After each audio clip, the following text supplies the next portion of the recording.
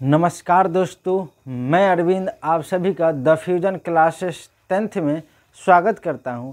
बता दें कि आज क्लास 10th के जो भूगोल है उसका हम जल संसाधन पढ़ाने जा रहे हैं। जल, देखिए यहाँ हेडिंग लिख चुके हैं, जल संसाधन। आखिरकार जल जो है संसाधन किस रूप में?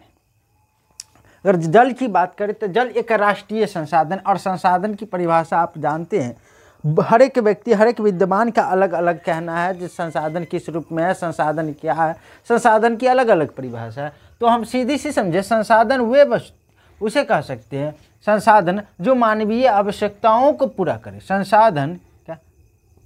संसाधन वे तत्व है जो मानवीय आवश्यकताओं, किसकी? मानवीय आवश्यकताओं को पूरा करे। क्या? पूरा करे।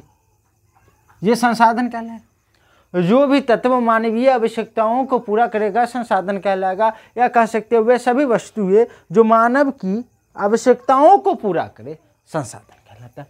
अब देखिए जल किस रूप में संसाधन है। अगर बात करें जल की अगर बात करें तो अब संसाधन समझ गया। जल एक राष्ट्रीय संसाधन। क्या है? राष्ट्रीय संसाधन।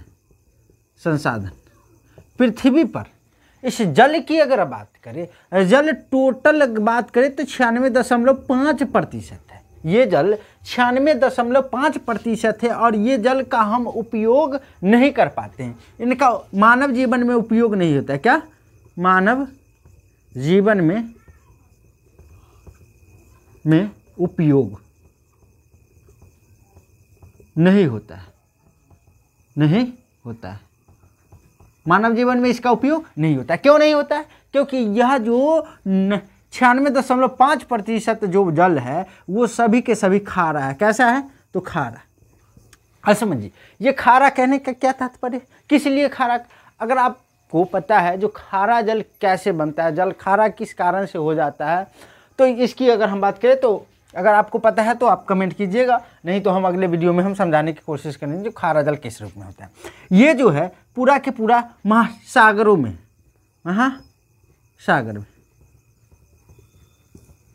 महासागरों में, जो कि हिंद महासागर, प्रशांत महासागर, अटलांटिक महासागर, ये देखते इन्हीं में सब महासागरों में ये सभी के सभी जल।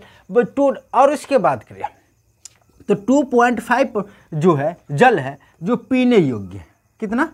2.5 जल पीने योग्य, इसको हम पी सकते हैं। लेकिन इसी में से अगर बात करें तो हम 70% जल, 70% जो जल है हिमालय यानी कि पर्वत के रूप में है, बर्फ के रूप में। किसमें? बर्फ के रूप में। और 30% जल बच गया। 30% जल बचा। यही 30% जल, 30% से कम ही कहेंगे हम, 30% से कम। ये 30% से कम जो जल है यही जल भूमिगत जल के रूप में आते हैं, और इन्हीं 30% जल में से हम क्या उपयोग करते हैं, जो कि पीने योग्य जल 2.5% में आता है। और बात करें हम जल की, तो जल में अगर बात किया जाए तो कहा जाता है जल के बिना जीवन संभव नहीं है। किस लिए जीवन संभव नहीं? क्योंकि कोई भी कृषि अगर करना चाहते हैं, कोई भी खेती बाड़ी करना चाहते हैं, तो इससे क्या जरूरी है? सबसे जल। अगर जल इस पृथ्वी पर ना रहे तो कही जाती है जो मानव की उत्पत्ति जो होता है, मानव की उत्पत्ति जल से ही मानी जाती है। जल, वो भी कौन सी? तो नील नदी की, नील नदी से। तो उत्पत्ति की बात करें तो कहा जाता है नील नदी से, क्योंकि मानव जो है जो पहली मर्तबे अगर बात करें तो पहला जल पर रहा। पहले जल में इनका विकास हुआ, जल के बाद आए स्थल पर। पहले मानव कहाँ? जल, उसके बाद स्थल। अगर बात करें हम, कहा जाता है जो भी मानव है, मानव पहले नदी किनार के यानी कि कोई भी जल के स्रोत के हिस्से नज़दीक वास करते थे। क्योंकि कोई भी उपज के लिए एक बढ़िया साधन है जल, क्योंकि बगल में जल रहेगा, कोई भी वनस्पति जल के बगल में पनपेगा। ऐसे बहुत सारा अगर वनस्पति पनपता है तो उससे फल फूल निकलता है। तो पहले मानव तो उतना विकसित नहीं था जो कि खेती बाड़ी कर सके, तो वो जो घुमंतरू बहटुआ के रूप में थे मानव, वो उसी से तो क्या हमारे जो पूर्वज थे तो क्या उसी में से तो फल फूल कंदमूल तोड़ कर खाते थे और जीवन यापन करते थे। इस आधार पर भी हम कह सकते हैं जो कि मानव पहले जल के समीप रहता, जब ये इस समय अस्थाई थे। कैसे थे? तो अस्थाई के रूप में उस समय जाने जाते थे। जब अस्थाई हो गए यानी कि स्थल में कब है? अस्थाई हो गए तब। देख सकते हैं जल यानी कि जब अस्थाई रहे थे, स्थल यानी कि अस्थाई का क्या कैसे अस्थाई। जब मानव अस्थाई हो गया तो क्या स्थल पर रहने लगा, और स्थल पर रहने के साथ साथ अगर बात किया जाए तो ये यहाँ से कृषि पशुपालन ये और सारी क्रियाएं जो है कार्य करना शुरू कर दिए, जो कि मानव कहलाने लगे, जो कि अस्थाई जन। अगर बात करें पहला अस्थाई, जब मानव अस्थाई हुआ तो पहला पालतू जानवर में अगर बात करें, जानवर में था तो कुत्ता था। क्या था? कुत्ता था। पहला पालतू जानवर कुत्ता के रूप में था, क्योंकि मानव इस समय अस्थाई हो चुके थे। तो पहले मर्तबे मानव की कहाँ मानी जाती है उत्पत्ति? जल के बाद स्थल पर मानी जाती है। और सारे पॉइंट है कि पॉइंट जो कि नोट कराते हैं। बोले तो हम बतला रहे थे जल की उपयोगिता कहाँ कहाँ हो रही है। अगर बात करें हम तो समझिए जो कि हम लिख चुके कह रहा है, इसका हेडिंग है भारतीय भवन का जो बुक है देख सकते हो, उसमें हेडिंग है जल एक महत्वपूर्ण राष्ट्रीय संसाधन। यही है। इसमें कह रहा है जीवन की उत्पत्ति पहले जल में हुआ और तब स्थल पर। हम आपको बतलाए हैं जो जीवन है, मानव जो है, इनकी उत्पत्ति का पहले जल में हुआ, जल के बाद कहाँ पर है? स्थल पर। जल का अर्थ क्या होता है? जल का अर्थ जीवन होता है। जल ही जीवन है कहा जाता है। अगर मानव खा न सकता है तो 3 दिन जीवित रह सकता है, 4 दिन जीवित रह सकता है, 1 सप्ताह भी जीवित रह सकता है। लेकिन अगर मानव पानी नहीं पी सकता है तो 1 सप्ताह यानी कि 4 दिन या तो नामुमकिन हो जाएगा जीने में, क्योंकि डिहाइड्रेशन होना शुरू होगा, व्यक्ति गिर जाएगा, गिरना शुरू कर देगा। तो ये समस्याएं उत्पन्न हो जाएगी और बाद में मृत्यु भी हो सकता है। तो ये इसीलिए कहा जल ही जीवन है। अगर बात की अगला कहें जीव जंतु का अस्तित्व जल पर ही निर्भर रहता है। क्या हम आप कोई भी जानवर हो, कोई भी पक्षी है, उनका जीवन स्तर किस पर निर्भर? जल। क्योंकि कोई भी व्यक्ति खाना खाएगा तो पानी तो पिएगा, अगर पानी ना पिएगा तो नीचे उतरेगा कैसे? कोई भी खाना खाएगा, उसको पाचन में उतना डाइजेस्टिव हो पाएगा, ठीक से पाचन क्रिया हो पाएगी नहीं। इसलिए क्या जल कोई भी जीव जंतु, मानव हो, जानवर हो, कोई भी पक्षी हो इस पृथ्वी पर, जो भी, सिर्फ घून को छोड़ दीजिए क्योंकि घून को पानी की जरूरत होता नहीं है। तो ये सभी के सभी क्या है? जल की जरूरत पड़ती है इन सभी जीव जंतुओं की। अगर बात करें जल, उसके बाद कारखानों और घर, उद्योग, नगर सहित, यानी कि घर से लेकर कारखाना, कोई भी फैक्ट्री है, कोई भी देश यानी कि नगर महानगर, उन सभी जगह किसकी ज़रूरत पड़ती है? जल की।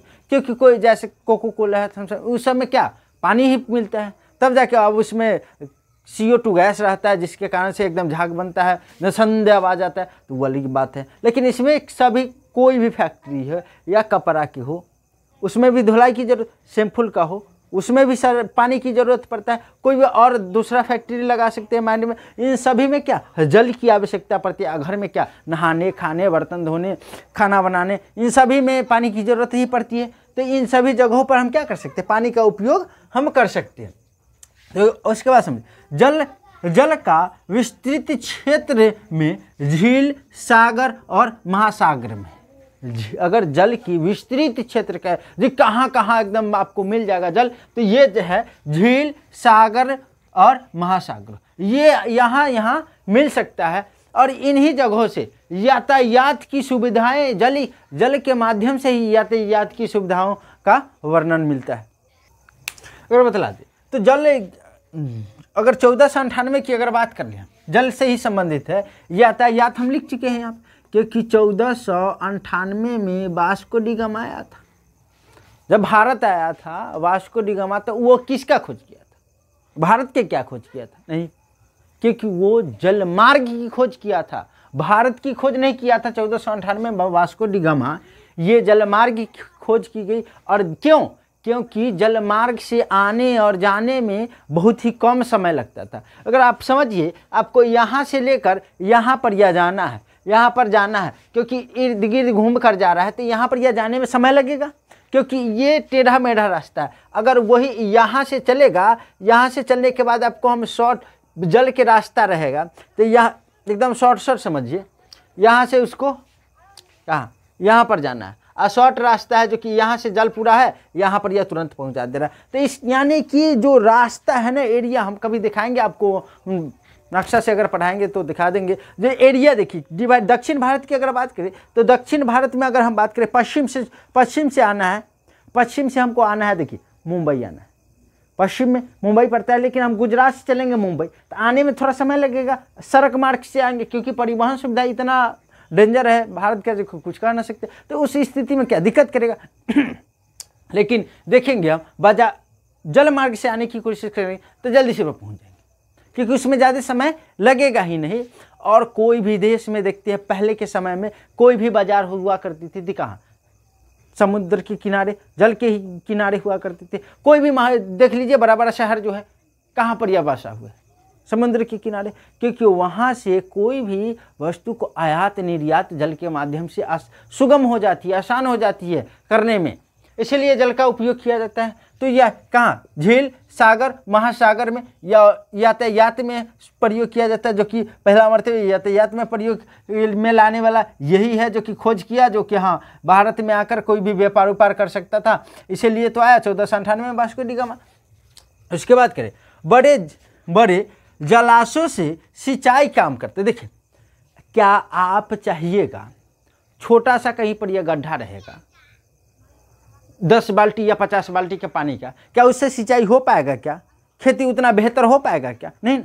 तो इन सिंचाई के लिए क्या हमें वो नदी चाहिए, बड़ा नदी चाहिए, मतलब बड़ा पोखर चाहिए, जिससे कि हम सिंचाई कर पाएंगे बेहतर से बेहतर। अब पोखर में तो व्यक्ति पानी डालता है, क्योंकि उसमें मछली पालन करता है अपना जीविकोपार्जन के लिए, तो उसमें से जल्दी निकालता नहीं, जिसको ज़रूरत होता है निकाल, नहीं तो क्या नदी से निकालता है, उसके बाद नहर से पानी निकालता है। क्यों? क्योंकि सिंचाई कर पाए, कृषि बेहतर हो, और जब कृषि बेहतर होगा वहाँ की अर्थव्यवस्था बेहतर हो जाएगी, और जब अर्थव्यवस्था बेहतर होगी तो क्या वहाँ पर यह व्यक्ति नहीं जाएंगे, वहाँ पर यह वास करेंगे, क्योंकि रोजगार का एक साधन मिल गया। इस आधार पर समझ करा है। बड़े जलाशयों से सिंचाई का काम विश्व के कितने ही भागों में उन्नत कृषि का विकास हुआ। जनसंख्या वृद्धि, जनसंख्या, देखिए कृषि का विकास होगा। हम आपको क्या बतलाए, जब कृषि का विकास हुआ, क्योंकि वहाँ पर यह रोजगार का सुविधा मिलता है, व्यक्ति वहाँ पर जाता है, क्योंकि वहाँ पर यह रोजगार मिला है। देखते हैं, अगर बात करें हम भारत के ही, तो गंगा के किनारे जितने भी एरिया है, उन सभी क्षेत्रों में बहुत ज़्यादा मात्रा में कृषि होती है। अब दोआब देख लीजिए या डेल्टा में देख लीजिएगा, इन सभी जगहों पर क्या कृषि बेहतर होता है, इन सभी एरिया में, क्योंकि जहाँ पर यह पानी का स्रोत रहेगा, उसके अगल बगल में, जैसे बीचों बीच नदी जा रही, तो इसके अगल बगल में भी क्या उसका रिसाव का कुछ दूर तक 10 किलोमीटर तक लगी, उसका एरिया में क्या जल का एक शुद्ध लेयर बना रहेगा। इस तरफ भी जल का लेयर कुछ 10 किलोमीटर एरिया तक लगी, क्या जल का लेयर बना रहेगा, तो वहाँ पर यह कृषि बहुत बढ़िया हो सकता है, उपज बेहतर हो पाएगा। देखते हैं, कोई भी काम करते हैं खेती बाड़ी में, क्या जल पानी भर के देते, धान रोपते हैं भर के देते, उस एरिया में जल के लेवल बढ़ा हुआ है, तो जल जल्दी से वो नीचे जाएगा ही नहीं, ऊपर स्तर बना रहेगा और बेहतर से बेहतर खेती बाड़ी हो पाएगी। इसीलिए वहाँ पर यह कि जीवन स्तर सुदृढ़ हो जाती है, बेहतर, जो कि मानव वहाँ पर यह वास करना से भी कर देते हैं, वही जनसंख्या वृद्धि होता है, क्योंकि एक जगह से दूसरा जगह आ जाता है, वहाँ पर यह जमीन खरीदता है, रहता है, वहीं पर यह अपना काम धंधा करना शुरू कर देता है। अब जल एक राष्ट्रीय संसाधन है, हम बतला दिए संसाधन किस रूप में, राष्ट्रीय यानी कि पूरे राष्ट्र पूरे देश के लिए, जो भी राष्ट्र के अंदर जो भी व्यक्ति है उन सभी के लिए जल है एक संसाधन के रूप में, क्योंकि जल ही जीवन है। कह दिए जल का अर्थ ही होता है जल जीवन। तो वही कह रहा है राष्ट्रीय संसाधन है पर मुख्य तथ्य निम्नलिखित है, यानी कि इनका जो जल राष्ट्रीय संसाधन है, तो राष्ट्रीय संसाधन किन किन आधारों पर है, तो इनका तथ्य समझिए। पहले कर पृथ्वी पर जल तो बहुत अधिक है, पृथ्वी पर जल तो बहुत अधिक, हम आपको बतलाएं टोटल कितना 96.5% जल है जो कि भाग महासागरों में है, जो कि इनका हम उपयोग कर पाएंगे नहीं, क्योंकि यह नमकीन है। नमकीन में जहाँ रहेगा क्योंकि वहाँ पर यह कोई भी बैक्टीरिया उत्पन्न हो पाएगा, क्योंकि हमारे खेत में क्या है बैक्टीरिया है, जैसे कि देखते हैं ये क्या कहते हैं चेरा कहते हैं, वो से क्या करता है खेत को बेहतर से बेहतर बनाए रखने में मदद करता है, जो कि उपज को बढ़ा देता है, उपज को बढ़ा देता है, तो इस उपज को बेहतर बनाए रखता है। और इसमें क्या नमकीन है, तो जब भूमि बंजर हो जाएगा नमकीन हो जाएगा, क्योंकि उसमें कोई खेती होना संभव ही नहीं है, तो इसलिए कहा जाता है 96 जल तो 96.5% भाग तो महासागर में है ही, महासागर में है, लेकिन इनका हम उपयोग यानी कि बुनियादी उपयोग हम ना कर सकते, बुनियादी जीवन में हम उसका उपयोग हम नहीं कर सकते, जो भी कोई भी कार्य होगा उनमें हम उपयोग इनका हम नहीं कर सकते हैं। जैसे नहाने खाने पीने इनमें क्या हम उपयोग कर सकते हैं, नहीं कर सकते हैं। और अगर बात करें पीने योग्य मीठा जल मात्र कितना है 2.5%, पीने योग्य जो जल है कितना 2.5%, देख लीजिए यही पीने योग्य हमारा जल है। कब भाग है का उपयोग हम कर, देखिए इसी में से देखिए ये जो है इसी पीने योग्य जल में से जो है 2.5 में से ना हम 70% जो अगर पानी बांट दे, अगर देखिए कोई भी परसेंटेज के कैसे निकालते हैं हम 100% मानते हैं तभी निकालते हैं, तभी तो बेहतर से फाइंड आउट हो पाता है। तो देखिए इसमें से 70% जो है ना ग्रीनलैंड में बर्फ के रूप में, ग्रीनलैंड है उन्हें वो बर्फ के रूप में वहाँ पर यह जमा हुआ है, तो ये बर्फ के रूप में जिससे कि हम कुछ भाग का उपयोग हम कर सकते हैं। क्या ये जो है देखिए क्योंकि वो समुद्र का खारा पानी है, तो खारा पानी तो हम उपयोग कर पाएंगे ही नहीं, क्योंकि मानव जीवन के लिए जितना हम अगर उस पानी को पिएंगे ना और जितना पिएंगे उतना प्यास लगेगा, उतना प्यास लगेगा, संतुष्टि नाम का चीज़ ना होगा। जब संतुष्टि ना हो पाएगा अंदर तो क्या समस्याएं बेसी सारी हो जाएगी। तो इसलिए करते हैं जो कि ग्रीनलैंड में जो कि 70% पानी बर्फ के रूप में जमा हुआ है ग्रीनलैंड में, इसी में से कुछ भाग को हम उपयोग करते हैं, क्योंकि बर्फ के टुकड़ा को हम खा सकते हैं, प्यास जो है ना बुझा सकते हैं, लेकिन खारा पानी को हम नहीं, जितना खारा पानी पिएंगे उतना ही अधिक मात्रा में प्यास लगेगा। कह रहा है वर्षा जल मीठा जल है, वर्षा जल कैसा है तो मीठा जल है। विश्व की कुल वर्षा जल का लगभग 4% जल भारत में उपलब्ध है, यानी कि पूरे विश्व का ना वर्षा जल है, वर्षा जल में ये भारत में 4% ही उपयोग है। देखिए 4% जल भारत का उपलब्ध है, पूरे विश्व में जो वर्षा हो रहा है, यानी कि 100%, पूरा टोटल कितना 100% में भारत में टोटल क्या 4% ही उपयोग है, यानी कि 96% क्या है भारत के लिए नहीं, भारत में ही नहीं उपलब्ध होता है, कि सिर्फ जल भारत को उपलब्ध है इतना ही 4%। अगर बात करें हम जनसंख्या के कारण प्रति कह रहा है जनसंख्या के कारण प्रति व्यक्ति प्रति वर्ष जल की दृष्टि से, यानी कि जल की दृष्टि से कहा जा रहा है, दृष्टि से इसका स्थान जो है ना 132वां रखा गया है। 132वां क्या विश्व में क्या रखा गया है 132वां ये विश्व में रखा गया। जल की दृष्टि से विश्व में जनसंख्या के कारण प्रति व्यक्ति प्रति वर्ष जल की दृष्टि से इसका स्थान क्या है तो 132वां स्थान है। ये पूरा का पूरा भारतीय भवन का ही है बुक, आपको देख सकते हैं। जो बातें हैं आपको पहले भी बतला चुके, आपको नोट फॉर्म में दे दीजिए, आप लिखना चाहते हैं तो लिख लीजिए। एक मिनट,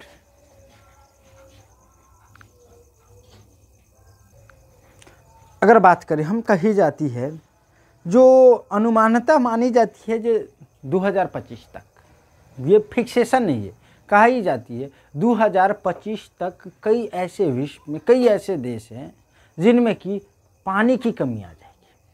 अभी देख रहे हैं हाल ही फिलहाल चूँकि गर्मी है, इसमें देखिए मई जून में बहुत सारा ऐसा जगह है जो कि भारत में इस क्षेत्र में जो आता है, विश्व की अगर बात करें कर रहा है, इस क्षेत्र में भारत भी आता है। इन भारत को भी इसमें शामिल किया गया है, जो 2025 तक आते आते जल की परसेंटेज नीचे चला जाएगा, बहुत ही जल कम हो जाएगा। अगर बात करें हम वर्षा जल की, जो वर्षा जल होता है इसको एकत्रित कर किया जाता है। भारत में कहा जाता है 1900 वर्ग घन एकड़ में वर्षा जल को एकत्रित किया जाता है। कितना? 1900 वर्ग घन। समझिए, देखिए यहाँ का भारत में प्रतिवर्ष वर्षा के द्वारा विभिन्न जल स्रोत 1900 वर्ग किलोमीटर एकड़ हो जाता है। यानी कि इनका जो एकत्रित किया जाता है, वर्षा जल को जो एकत्रित किया जाता है, एकत्रित कितना एरिया में? तो 1900 वर्ग किलोमीटर एकड़ में होता है। इतना एरिया में टोटल पानी को जमाव किया जा रहा है। और कहा जा रहा है, देखिए 2025 तक विश्व के अनेक देशों में जल का अभाव होंगे, भारत भी इन्हीं देशों में है। क्या कहें? 2025 तक जल की अभाव होगा, जिसमें कि भारत भी इसी में आता है। और भारत आ रहा है। अगर बात करें हम पृथ्वी पर अधिकांश जल जो है, और बात करें हम पृथ्वी जल की बात कर रहे हैं, तो पृथ्वी पर अधिकांश जल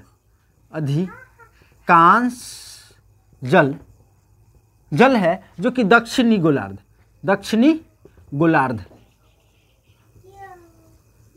में है। दक्षिणी गोलार्ध में अधिकांश जल कहाँ है? दक्षिणी गोलार्ध में। अगर दक्षिणी गोलार्ध में अगर हम बात करें, हम देखिए, अब दक्षिणी गोलार्ध उत्तरी गोलार्ध आपको पता है? अगर पता है तो बतला सकते हैं, कमेंट कर सकते हैं। अगर नहीं पता है तो हम आपको थोड़ा बहुत बतलाने का, गोलार्ध अगर बात किया जाए तो भूगोल का चैप्टर ही गोलार्ध अगर पढ़ना है तो कमेंट कीजिएगा। हम ग्लोब बेहतर से बेहतर बतलाएंगे। गोलार्ध कौन सी, उत्तरी गोलार्ध, दक्षिणी गोलार्ध, गोलार्ध क्या होता है, गोलार्ध का क्या अर्थ होता है, गोलार्ध क्यों जरूरी होता है, गोलार्ध पर जो भी लाइनिंग कटी हुई है क्यों कटी हुई है, इसका क्या मतलब होता है। एक अपने आप में ये टॉपिक आ जाता है, बहुत ही लंबा चौड़ा। तो अगर आपको समझना हो तो कमेंट कीजिए। देखिए ये गोलार्ध, हम इसको हम पृथ्वी में समझेंगे। क्या समझेंगे? पृथ्वी। अब पृथ्वी के बीचों बीच भाग से हम काट देंगे, और ऊपर वाले भाग को हम कहेंगे उत्तरी गोलार्ध, और ये नीचे वाले भाग को हम कहेंगे दक्षिणी गोलार्ध। क्या कहेंगे? दक्षिणी गोलार्ध। तो गोलार्ध, इसको भी लिख दे गोलार्ध। चलिए, ये उत्तरी गोलार्ध और दक्षिणी गोलार्ध। क्यों कहा दक्षिणी उत्तरी गोलार्ध? इसी को जल गोलार्ध भी कहा जाता है। दक्षिणी वाले भाग को हम जल गोलार्ध भी कहा जाता है, जल गोलार्ध। और उत्तरी वाले भाग को स्थल गोलार्ध कहा जाता है। क्या स्थल गोलार्ध। क्यों स्थल गोलार्ध कहा जाता है, हम आपको बतला रहे हैं। देखिए ऐसे समझिए, ये आपको थोड़ा समझने की कोशिश कीजिएगा, क्योंकि उतना प्रॉपर वे में नक्शा बनाने नहीं आता है, फिर भी हम आपको समझाने के लिए प्रयोग कर रहे हैं। देखिए ये इसके बीचों बीच काट दे, तो इस तरफ देखिए, इस तरफ और इस तरफ क्या है? बंगाल की खाड़ी। इस तरफ बात करें अरब सागर, इधर करी हिंद महासागर। कौन सी? इसके नीचे जो है हिंद महासागर आती है। तो यानी कि इसको 3 एरिया से कवर कर रहा है। जब 3 एरिया से अगर कवर कर रहा है, इस कारण से इसको कहा दक्षिणी। देखिए दक्षिणी जल गोलार्ध। क्यों? क्योंकि तीनों तरफ क्या है? जल ही। एक ही तरफ न है जो कि स्थल है। देखिए पश्चिम में भी कवर कर रहा है, पूरब में भी कवर कर रहा है, और दक्षिण में भी कवर कर रहा है, सिर्फ उत्तर में बच जा रहा है। तो उत्तर को कहा स्थलीय गोलार्ध का। स्थलीय गोलार्ध क्यों? क्योंकि यह इस एरिया में पूरा के पूरा क्या है? स्थल ही है, स्थल ही है। और इस एरिया में देखिए कवर करता है क्या? जल ही कवर करता है। तो इस आधार पर कहा इसको उत्तरी गोलार्ध और इसको दक्षिणी गोलार्ध, स्थलीय गोलार्ध और जल गोलार्ध कहा गया।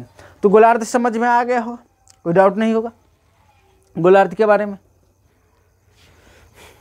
और इसके अगर हम बात करें जल प्रदूषण को रोकने के कार्य, क्योंकि अगर हम जल को नहीं संरक्षित करते हैं, जल को नहीं बचाएंगे, तो हमारा क्या अगला भविष्य, अगला पीढ़ी जो आने वाली है, क्या इनको उपयोग कर पाएगी? क्या जीवन संभव हो पाएगा? मनुष्य यहाँ पर यह रह सकता है? तो इन सभी कारणों से हम समझेंगे यहाँ पर यह जो जल संरक्षण किन किन कारण, क्या क्या हम कर सकते हैं, कारण हम तो बतला देते हैं जो कि जल संरक्षण क्यों करना चाहिए, जल संरक्षण करने का क्या फायदा होता है, हम बतला रहे हैं।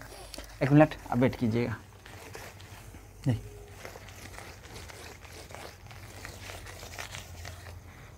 देखिए, जल संरक्षण की हम अगर बात करें हम, तो कारण जल संरक्षण के कारण की बात करें, जल संरक्षण लिखा हुआ है, हम कारण की सिर्फ हम कहते हैं कारण। तो बात करें जल संरक्षण, क्या जल रक्षण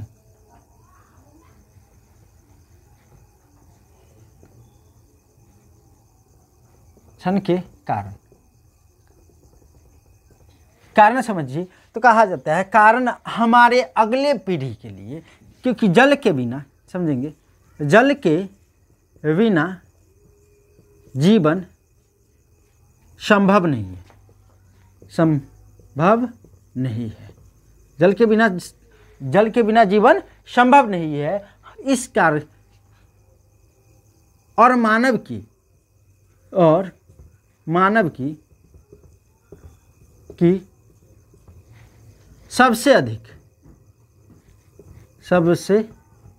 अधिक जरूरत जल ही है। इसीलिए कहा जाता है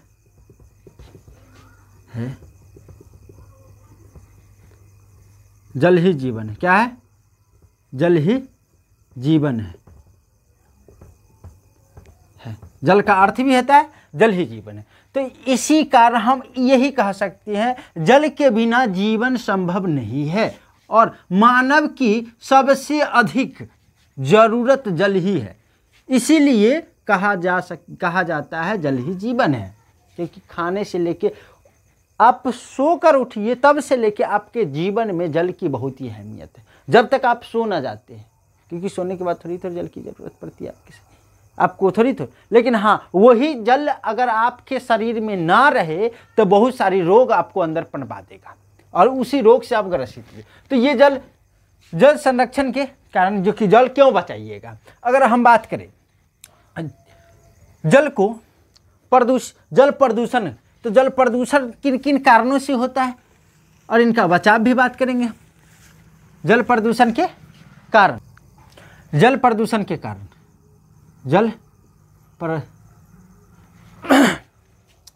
जल प्रदूषण के कारण, अगर बात करें हम कारण गिनाने की अगर बात करें तो एक कारण नहीं है, बहुत सारा कारण है। जैसे कि बड़े बड़े उद्योग, में बड़े उद्योग,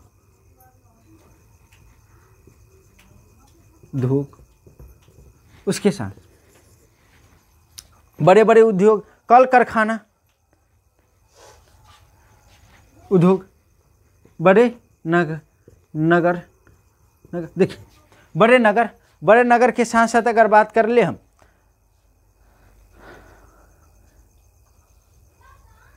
क्या तालाबों में कीटनाशक,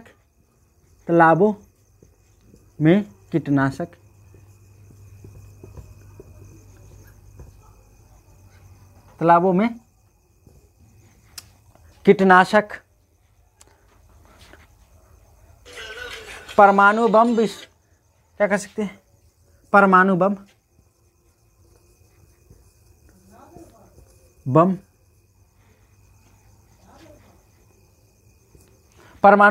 हम परमाणु बम के क्या करते हैं, परमाणु बम का विस्फोट, देखिए समुद्र में क्या कर दिया जाता है, यानी कि परमाणु बम विस्फोट करा दिया जाता है। वही जब विस्फोट हो जाता है तो उससे जल हमारा क्या हो जाता है, प्रदूषित होता है।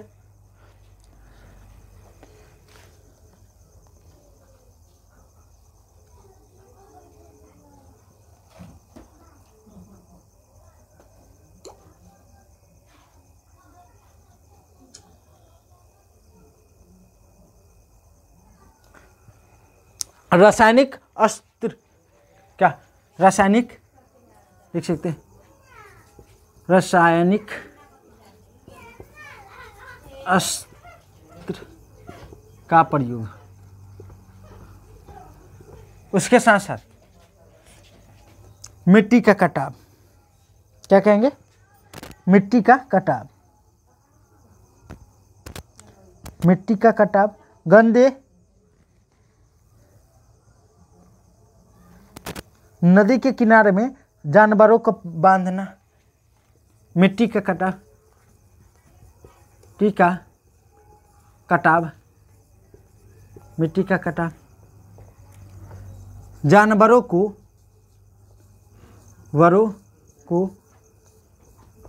नदी किनारे में बांधना,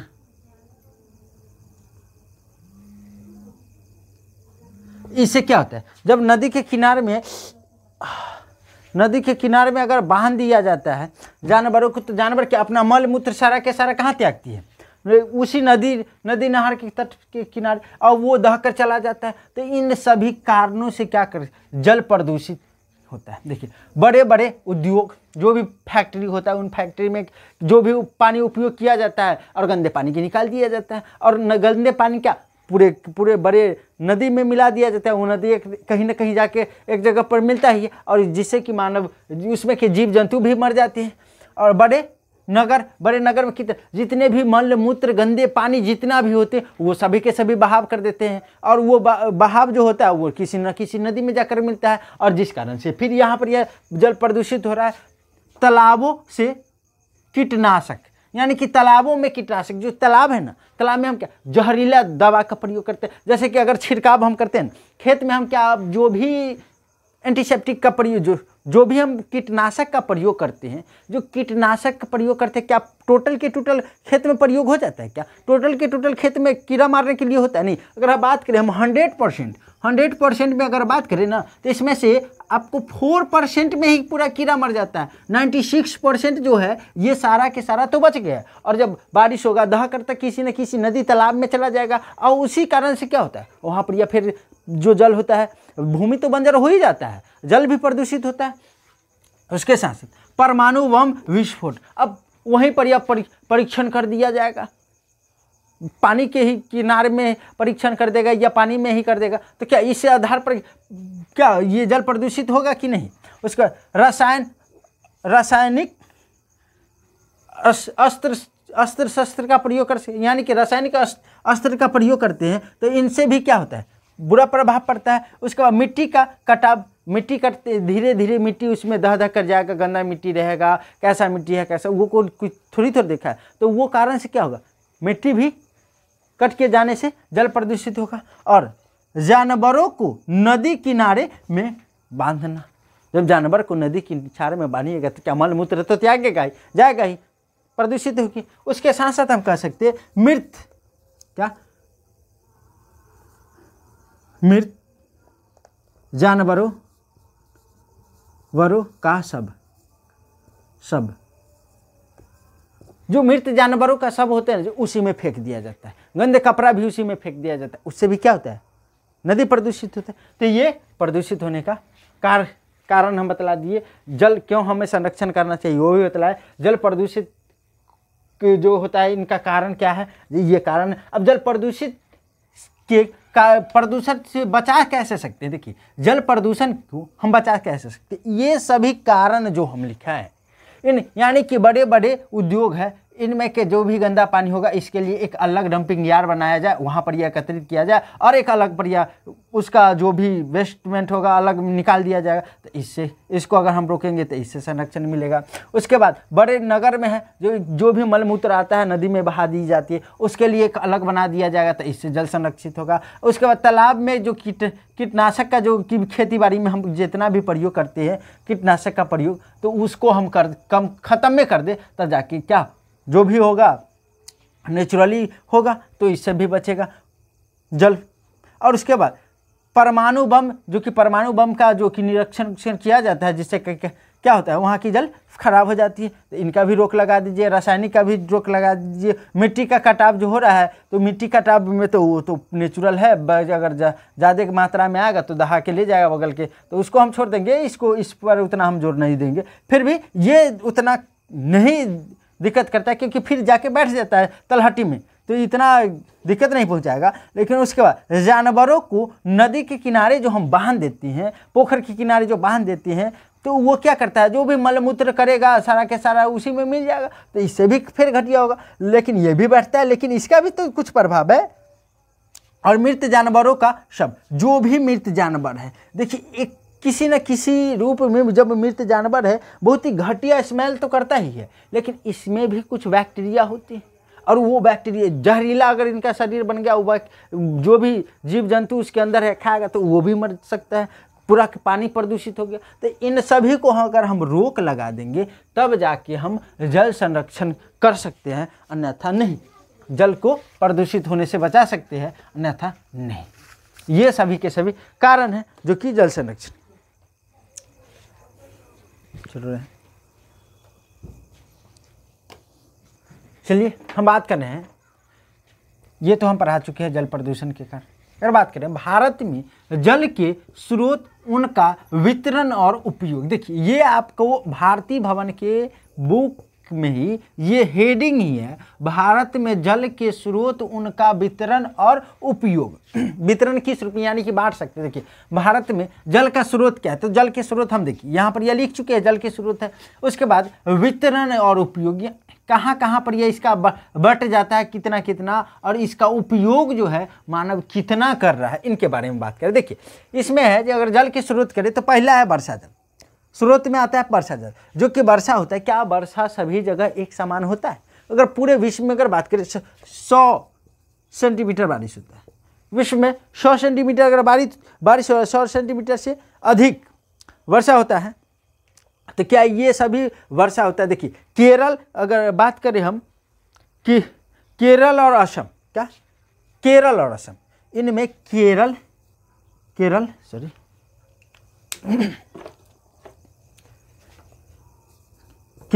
और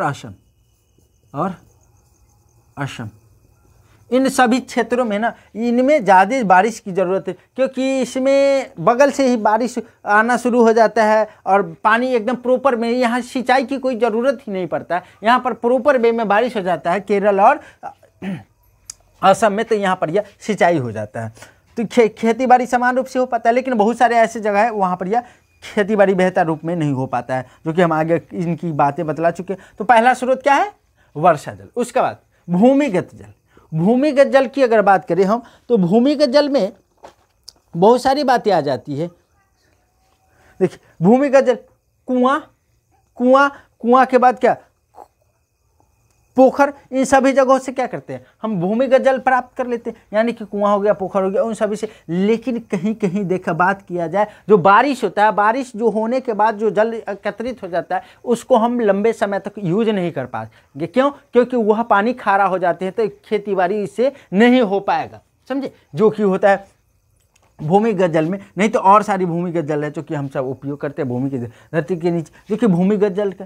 अब नदी से, जो भी नदी से जल प्राप्त होता है, जो भी नदी से अगर पानी प्राप्त हो, नदी जल स्रोत के झील, तालाब एवं अन्य जलाशय। झील से भी प्राप्त होगा, तालाब से भी प्राप्त होगा, और अन्य और सी साधने हैं जो कि हम पर कह सकते हैं। इन सभी जगहों से क्या जल का स्रोत है। और ग्लेशियर, क्या ग्लेशियर यानी कि हिमालय पर्वत है, ऐसे करके बहुत सारा पर्वत है जो कि पिघलता है, ग्रीनलैंड में भी है। तो ये हिमालय पर्वत सब जो पिघलता है, ये भी तो क्या जल का स्रोत है। जब पिघलेगा धीरे धीरे, वो बर्फ के स्लॉट में एकदम चेक का बना हो, धीरे धीरे क्या पिघल के जब नीचे आएगा तो क्या वो जल ही ना बनता है। ये जितना जल दिख रहा है कहाँ से आ रहा है? उसी सब से तो आ रहा है पिघल के। हाँ, लेकिन इसका रूप बदल रहा है, कभी खारा हो रहा है तो कभी मीठा हो रहा है। तो खारा का क्या कंडीशन है आपको हम बतलाए हैं, जो अगर आपको पता है तो कमेंट कीजिए, अन्यथा हम इसके बारे में खारा होने का क्या कंडीशन होता है, किस लिए खारा कोई भी जल बन जाता है, हम बतला सकेंगे।